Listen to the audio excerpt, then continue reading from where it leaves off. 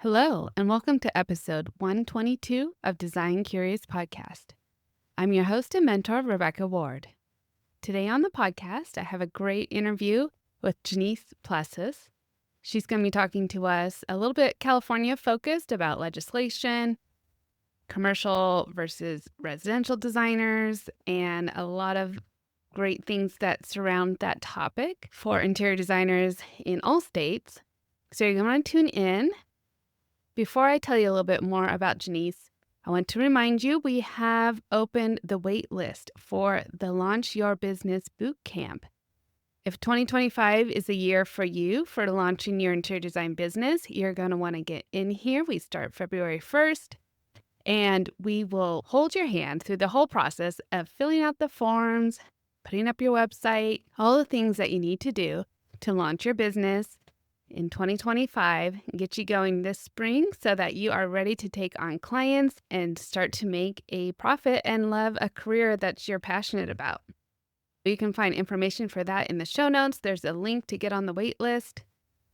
Now let me tell you a little bit more about Genise. Genise Plessas is owner of Genise Plessas Designs and has over 27 years of experience in interior design, assisting clients in creating the best possible design outcome for their individual or business projects. She has an office in Granite Bay, California. She has built a reputation in her private practice as well as a commercial interior design industry partner to educate clients on how to fashion a beautiful aesthetic while selecting products to fit and perform at the highest level using state-of-the-art innovations and technology. Genise has served as a volunteer on several boards throughout the years and believes that giving back to her business partners, clients, and community is a key to boosting the importance of great design. She currently sits on the California Legislative Coalition for Interior Designers, known as CLCID, is a past president of the California Central Nevada chapter of American Society of Interior Designers, or ASID, as well as past president for California Capital Chapter for National Kitchen and Bath Association, NKBA. All right, let's listen to the conversation with Genise. You're now listening to Design Curious, a place where you, creative one, are here to learn about what it really is like to be an interior designer. And I'm your host and mentor, Rebecca Ward. If you're worried about how to succeed in a creative career, if you're ready to learn your next steps to become an interior designer, and if you want the satisfaction of doing something you love every day, you are in the right place. Grab a coffee, a notebook, and let's dig into today's episode. Hey, Genise, welcome to Design Curious Podcast. Great to have you today. Thank you. Hello. For our listeners, Genise and I are local to each other, and we've been friends and colleagues for many years now. So why don't we tell everybody, Genise, about your interior design path? I know you've worked for different companies, but you also do design on your own with your own clients, as well as the house that you have in Greece, huh? So tell us a little bit about your path. Yeah, it's been, I had a whole career before I started in interior design. I started in micrographics, which was processing microfilm for cities, counties, and all that, archival records, that sort of thing. And then I went through a life-changing experience and decided I wanted to go back to school, which I hadn't taken very seriously when I was younger. So I went back to school, and then I met my husband, and I had taken this really great art history class, and I really love art. That's like the basis of like everything that I look at through the lens of art and photography. They go together, but very distinct things. But I do have a particular lens that I look through, and that's always been the case. And so I took this art history class, and the teacher, he was just so amazing. I took 2 courses from him because I just loved his style. He made everything come alive. My husband likes going to art museums now with me because I can tell him about the history of this artist and why this piece of art is so significant. What happened in that point in history?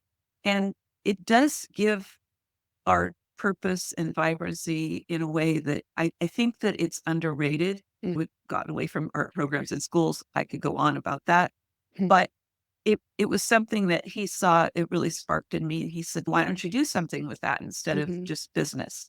So I went and saw a counselor at American River College, and she said, "There's a couple of paths. One wanted to take furniture history, and he was teaching that class, and I could only do it if I was an interior design student." Mm. Now, in the 70s, when I was going to college initially, going to be an interior designer was not a well sought after profession, Yeah. let's just say. Didn't have a lot of status. It wasn't a money making proposition, nor was being an artist for that matter. Sure. But I just was turned off to that. Then I really wanted to take this class, which I never took, by the way. And so I switched to interior design major and Okay. just fell in love with it. There was so much about it that I really liked. It appealed to both the business side of me and then also the artistic and creative side of me. And so I really got into it, and I really thought initially that be a I wanted to go into retrofitting old buildings and for commercial space. Oh, okay. And so then I transferred to Sac State. And in the meantime, I had my second child.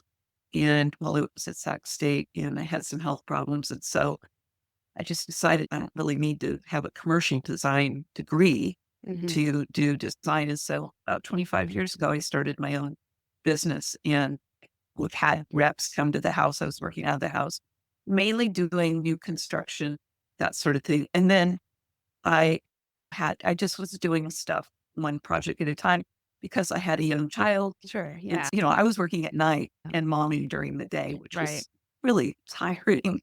I felt like I was way too old for that. I had also had a teenager. I had a young child and a teenager at the same time, and That's a lot. it was spread pretty thin. Yeah. And then the crash hit, and I just had no more business because we had moved. And that led me to look for a part-time job when my youngest child he was ready to, for me to let go of him in high Mhm. school. Mhm. And so I went to work for a stone company. I had a brief stint doing builder sales for Lamps Plus. And then I needed to go back and really help my son with school and to help him get through. He had some challenges. And let me just say about Lamps Plus, I went to work there because I love lighting. I still love lighting. But when you're working for a corporate entity like that, you don't get to love lighting. You're Oh, selling light bulbs. And it yeah. was an eye opening thing.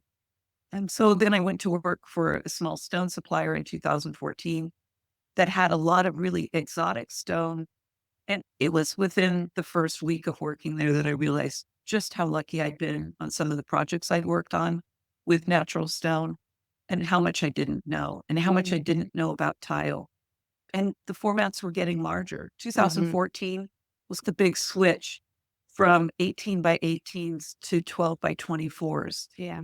And 18 by 18 by the tile guidelines was considered large format. Yeah. And 12 by 24 was a whole different beast. So it was good timing. I eventually left that company and went to work for a global company. And in in stone, they silestone, Decton, and Mhm. natural stone. I wasn't a huge fan of quartz. I was just never really into it. But I had to get into it. I had to learn about it. And I Yeah. learned a lot. Learned a lot about Decton, great product, a lot of Yeah. good uses. And I had to learn so much about not just interior design, but also the architectural aspects of it. And I Mm. had to be able to speak to architects. Very different technical information that you give to architects versus designers. Designers was the easy path for me. I Mhm. spoke the language. Yeah. I understood the pain points. Architects, it was a little longer learning curve. And then I retired from that Yeah. in 2021 and thought I was just going to go off into the sunset. And I had done a couple of projects over at our property in Greece, Yeah. which was fun. It was so different. Their construction there is completely different. So that was exciting. Yeah. And it was so funny because my husband went with me too at the same time. And the contractors, every trade person that went through that house, they would talk to my husband first and Yeah. he would say, you got to talk to Chase. Yeah. So finally, the second project that we worked on, they stopped talking to me and just talked to me. Like she's So it in was pretty charge. funny. Yeah. Yeah, but that was fun. And then working for Cosentino was such a fast pace. I loved so much about it. There was nothing wrong with the job. It was COVID. It Mm. just killed me. It crushed my spirit. I was so done with everything. And I know a lot of people feel that way, Mhm. but it was really hard trying to get through that. And you just didn't know what you were going out in the field. It's different than working with individual clients because you can kind of pick and choose. Mhm. I couldn't, and I had to go into different environments. And so I was going to places that had sign on the door that said, if you wear your mask, don't bother coming in. And then I was going to places where they were taking your temperature out of the parking lot. Yeah. And that was all in the course of a day. And it just was tiring and I just was ready. But I was working at such a fast pace and I didn't realize how much I was like going at that pace. And it took me Mhm. about 6 months to peel me off the ceiling. And I didn't know what to do with myself. Aw. So we went on a long trip and that was fantastic. And I came back and I was just like, I'm refreshed. I want to go back at this. And I had a client who'd already reached out to me and said, hey, can you do a project? I'm like, sure. And Fabulous. so I just hopped back in. And then May of this year, I rented an office space to get me away from the home. And and it was been fantastic because I have resources. I have been able to expand my business and in ways that I was just doing design before. And I was sourcing things, but I wasn't making any money Mm. in that regard. So it's really helped me a lot. And I'm grateful for all my experiences and where they've led me. And that's enough about me. Well, that's great. I actually learned some new things about you. So That's it. yeah. And also through this time, you didn't mention, but you are on the board for our chapter for ASID for a time. Yes. Yes, I'm a past president for the SID or chapter. I'm also a past president for the NKBA, Okay. and I was the VP of communications. I don't think they call it VP anymore, but I did communications for our NKBA chapter. So I've been involved in the association chapter meetings, and it's something that I feel is very important to give back to the design community and to try and strengthen our relationships with each other, and then also work on our business practices. So that's been something that's been really important to me. The ASID leadership was quite different than my NKBA experience. Of course, I was on the board a lot longer for NKBA than I was for ASID, and I'm still involved with ASID, but Hmm. not in a leadership role. Hmm. Yeah. And so It's been now, fun. yeah. So now Yeah. you've pivoted to California legislation. Wait, what is a CLCID? It's California Legislative Coalition of Interior Design. For interior designers. Okay. Yes. Yeah. You got it. Yeah. Yeah. Yeah. Uh, So I'm on the board there now. And I'm really I'm on a mission because I think this impacts every interior designer in California. We have the Practice Act here in California. You can become a certified interior designer or not and still be able to practice. mhm, And that applies both to residential and commercial interior design. mhm, And the we are just reapplied to refresh our nonprofit status through the Secretary of State. All that has been submitted. And so we are looking forward to next year's to be fully up and going again. There are some things happening with some of the associations. One in particular, the IADA, that's resurrected a division between commercial design and residential design. And I think it's counterproductive to every interior designer in our state. And they they proposed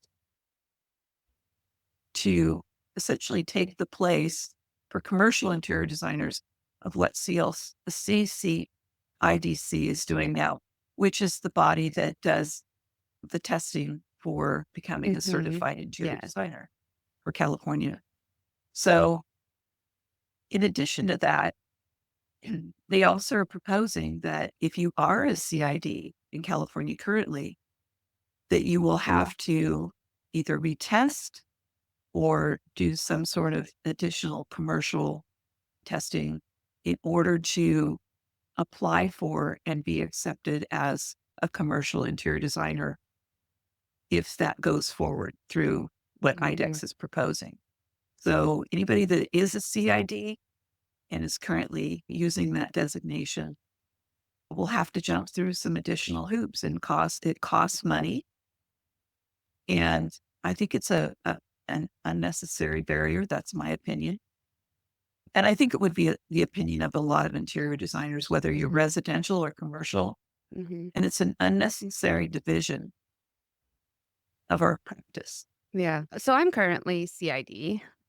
I went in grandfathered the back way through by taking the NCIDQ and then the California Codes and Regulations exam, which is one of the last years that they did that before the IDEX came out. You're lucky. Yeah, so that's how I became CID. So how would this affect me, even though I don't practice commercial design, would I be limited only to residential? Would I still have to take the commercial exam? Because of the way you did it through Mhm. NCIDQ, you might be able to, as it was written, it didn't go through, and there's a variety of reasons why that didn't happen. It was proposed. So we'll see what happens this next year, and all of it's negotiable. But it looks like to me, the way I read the verbiage is that you would actually not have to do anything, although you would have to file under them and you would have to register. So what they're talking about is instead of calling it, you would be a registered certified interior designer. Okay. So anybody that's doing commercial work couldn't call themselves a registered certified interior designer. I'm unclear on whether you would still be allowed to call yourself a commercial certified interior designer. Mhm. It was vague. That's something that we'll have to see how that plays out. If you're a CID and you do residential, my impression is that if this passes, it's going to be progressive. So it isn't just going to impact commercial interior design. And the whole reason they're saying that they need to do this is that commercial designers in two counties are unable to get there through the building department. Mhm. Now, this is all anecdotal. And a lot of us have talked to interior designers who have gotten their plans through in those particular counties, some without any issue. And like all plans, whether you're residential or commercial, it depends on the planner, but the building official that's looking at it. And B, it's specific to even a city that's within a county. They Mhm. may have different requirements.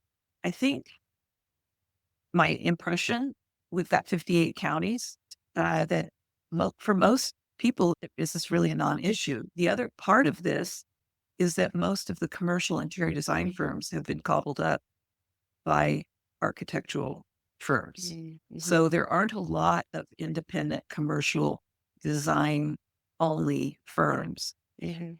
So it's hard to get good statistics on what's really happening Mhm. and also how big of a deal this is. If you talk to the building officials, they don't, most of them don't see it as a problem and would say that it may be just an individual designer problem, not a trade thing or an industry Mhm. wide thing. So I don't know. It's really hard to gauge. And there's some language that is objectionable. I think when you're trying to keep people out, and also the money factor of it too, they want to charge for registering. Yeah. It it introduces another body and I have a hard time believing that the state of California wouldn't then want to have their own way of capturing money Yeah. for Right. these interior designers. Those are some of the issues. Yeah. So, what is it that they signed into law in 2024 then? It was supposed to actually, I think it went in earlier than 2024. It might have been in July of 23. It Okay. was supposed to relieve some of that the building officials were supposed to acknowledge, be able to accept plans from commercial interior designers.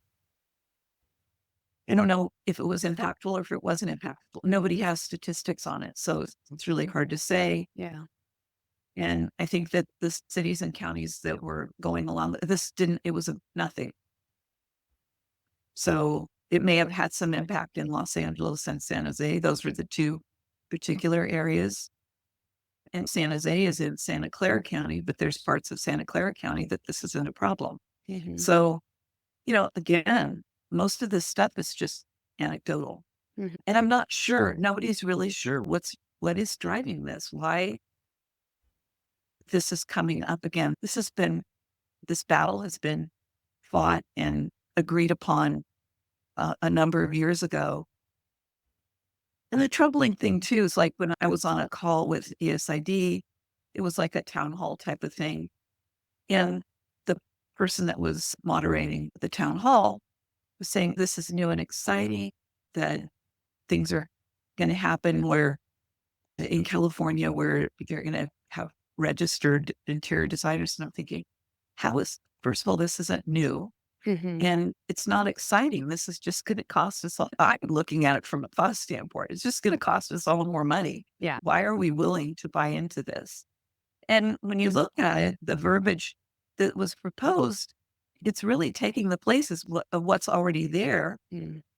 And so, what's the purpose? Mhm. How is it But better? I don't Yeah. know how it's new and exciting. And I don't know whether ASID is backed off of that position. There were three of us on the phone call or the town hall, two people that I didn't know, and I spoke to it just as I would to anybody else Mhm. from my limited scope of knowledge, because I don't know everything about it. And these other two people reached out and were like, "Who is this lady? And what's going on here?" It was just a random thing that I signed up to be on Uh-huh. because I had been in a leadership role in ESID. Yeah. And because California, our chapter is unique in that we were California Central and Nevada, all of Yeah. Nevada. Well, they are registered and they do have different rules. And I was an at large director for them before I became president elect and then president of the chapter. And I was just talking to Jamie Stringer, who is the immediate past president. You're one of the first people who came in and even cared about Mhm. what was happening legislatively. And that was something that I was really interested in. So I provided them reports on things that were going on in Nevada and then also California. And there were things I didn't understand, like as an individual residential designer in California, I thought I couldn't practice at all in Nevada. Well, that's not the case. A customer can hire me to do an individual project, and I don't have to be registered with the state of Nevada. I just simply can't open up a design firm in Nevada without being a Okay. registered designer and Yeah. going through all of their licensure hoops. Mhm. That is, so I learned some things by doing that, but I think I was in a unique position because of the chapter makeup that I was able to understand what was going on with Nevada. And I do look at legislation across the country, things that are happening. And again, I'll see ASID gets excited about when there is legislation for certifying interior designers or registering interior designers in other states. And I'm mystified as to why that's a thing. Mhm. On the flip side, I will Mm. say I've done a number of competition judging Okay. for ASID. Very different than judging for NKBA. I will say NKBA is much more technical in their requirements. And I can understand why you want to have across the country, maybe you want to have a little tighter focus on codes and things like that, because I've seen some things I'm like, that's just not safe. And I mean, it's a competition and Yeah. you get whoever is, but, and there's a very big differences regionally. And I think the exposure to that was really great. Mm. So even though it takes time to judge these in these competitions, I'm grateful for the opportunity because it gives me a lot of exposure. I will say I'm much more in tune and favor the design that happens here in California versus other regions of the country. Oh. It's very interesting to see the differences. That would be interesting. Yeah. Yeah. And especially in kitchen and bath design, Yeah. it's really interesting. We are much more what you see in magazines Mm. in terms of the California design and stuff like that. That's a lot of what we have here. Mm-hmm. If you design, do competitions for the Midwest and Texas and some of the southern states, very different. Florida, I would say, has a distinct design that we all know. Yeah. But some of the other states especially the Midwest, I see things that are more in line with what we were doing a few years ago. It's a Mm. regional thing. I think it has to do with supply chain, Mm. a lot of different reasons. Yeah. It's just different flavors. And Yeah. I find that fascinating. I think that that also translates to a lot of industries, not just interior design, where the coasts get a lot of influence from other countries. And Right. then the interiors, a delay of styles like fashion and other Yeah. just things that just gets a delay going inwards, I think. Yeah. to You're right. You're right. Yeah. So Well, that's fun. Yeah. Yeah. So that would be interesting then to like judge design across the country and see all yeah, the different. it's fun. Yeah. Yeah. So pivoting back to the CLCID, what would you want people to take away from our conversation today? What are you proposing that they maybe pay attention to or should be talking to other people about? So the thing that we're doing different this time was that last time when the CLCID was fully functional, let's just say we're partially functional right now, but they were focused on having representatives from these different associations rather than focused on the individual designers. This time around, we are wanting to appeal, and the associations have no bigger of a voice than any individual designer. Mhm. So it creates it's a much more inclusive environment for the individual designers because let's face it, there's a lot more individual designers out in the field than there are that are working for firms. Mhm. So we want the individual designers to have a say and have the power to be able to say what's important to them. The board right now is very small. We are going to have a mix of what we want to have different design types and maybe different regions where people, because Northern California is very different than Southern California, Mhm. but we're not going to limit ourselves to trying to fill those holes specifically, but we want to have a well-rounded and robust board that includes educators, that includes people that have a stake in the value of interior design. And nobody has more of a stake in it than the individual interior designer.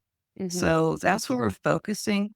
And it's going to be tough to outreach to people because it's a small body of people. We don't have a Mhm. huge amount of resources. We really need to fundraise. Mm. And so we've got to figure out creative ways to do that. We also have a very valuable resource that's available right now through the CLCID.org website, and it's a resource guide for codes, and it's current. It's going to change. Let's see. Next year we'll start revisions on it, and that provides a valuable resource for Yep. every interior designer. Yeah. It's not very expensive.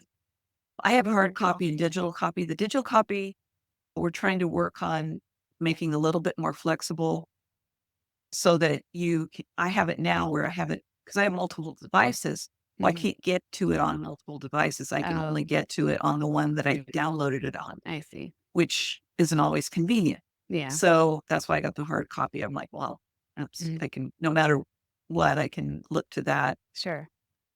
But it points you where to go in the codes to find the specific verbiage so that you can look things up and understand.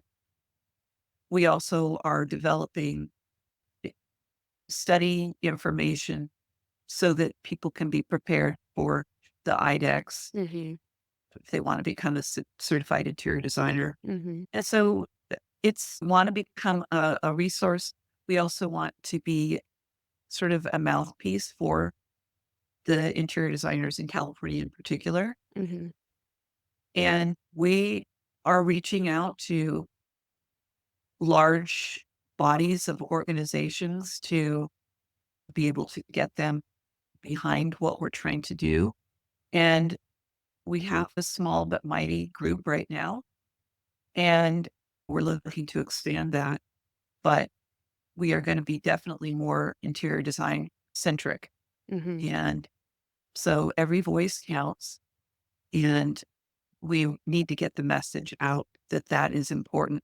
So whether you belong to associations or you don't, you still will be heard. And I think Mhm. that's important because a lot of us have moved away from belonging to a particular organization. Is that because let's face it, it's costly and we don't have the time to do it anymore. When you're busy, you have less time to attend things. And some of the associations focus has not been on the business of interior design. Yeah. And we need that. Yeah. And so having their own ad hoc groups is great. Mhm. Like you've developed, Rebecca, that's been fantastic. I love participating in that. And so it's groups like that that we would appeal to. Yeah. And so that's what we were trying to do. That's the message. That's great, Janice. So, if someone is passionate about this kind of legislation as well, can they reach out to you directly? Should they go to CLCID. Yeah, CLCID.org? Okay.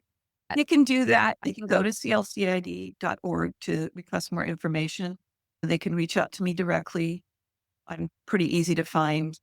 Genise Plessas Designs.com is an easy way. Mhm. And I have a Gmail account, same name. But Mhm. I can direct people wherever they want to go. We have a really good board right now. We do work with CCIDC, which is the testing body, Mhm. and they're a great resource for us. You can also reach out to them. And then additionally, we do have a lobbying firm that we're working with, and he's terrific, really knows the industry and is very helpful, but it's very expensive. Yeah. And we really need to be able to, once we get that nonprofit status reinstated, really need to be able to do fundraisers and Yeah. that everybody's livelihood is at stake potentially. So Mhm. Yeah. Very important. Pay attention to. Okay, so we'll have all of that contact information in the show notes. People can find that as well as a translation for our alphabet soup that we've been talking about, all of the organization. There's a lot of CID, so I know. And if I you're haven't out in heard the of it. industry, Yeah.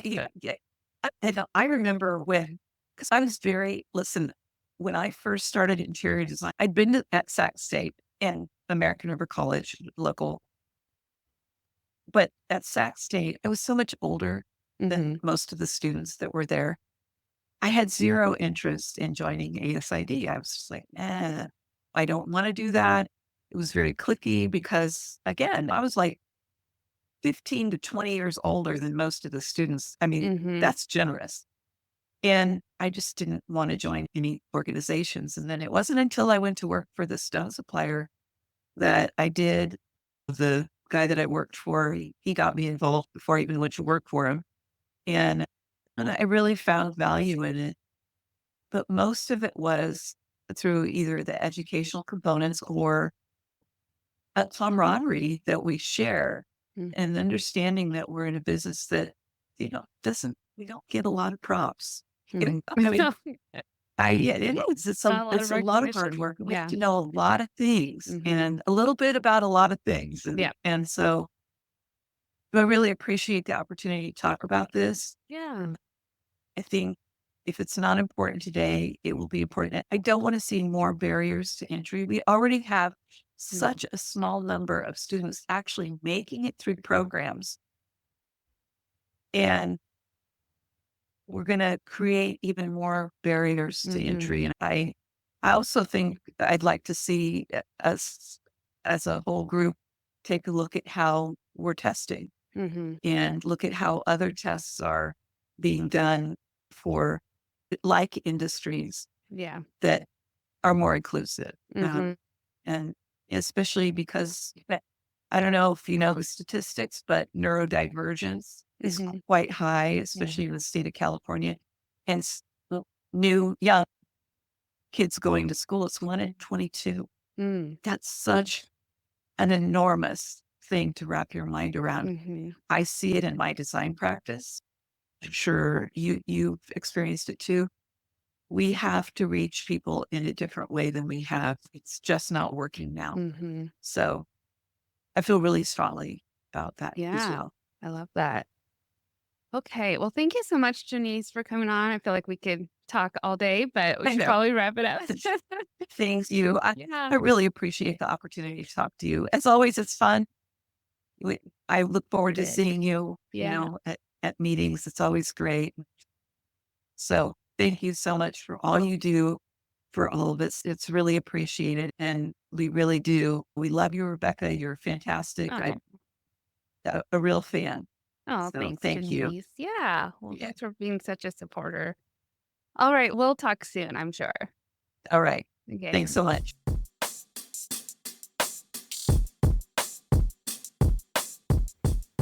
So I will have the contact info for Janice in the show notes if you're interested in reaching out to her to find out a little more. If this is a subject that you're passionate about, the legislation of interior design, it's not only happening in California, but many other states. And so it is good to talk with other people about this and how these legislation or lack thereof can impact our industry. And like I said, we used a lot of acronyms: CLCID, CID, ASID, and KBA. I will have a list of all that in the show notes so that you can reference that if you're not familiar with our alphabet soup that we commonly refer to. All right, there's that and a lot more in the show notes. Check out the links. I've got some great downloads for you to help you get on the career path for interior design if that is what you are passionate about. That's all I have for you this week. Next week, I'll have another great episode, and until then, stay creative. Thanks for listening.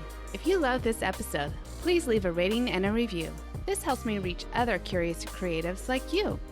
If you have a topic request or would like to contact me, simply head over to my website, rwarddesign.com, or email me at podcast@rwarddesign.com.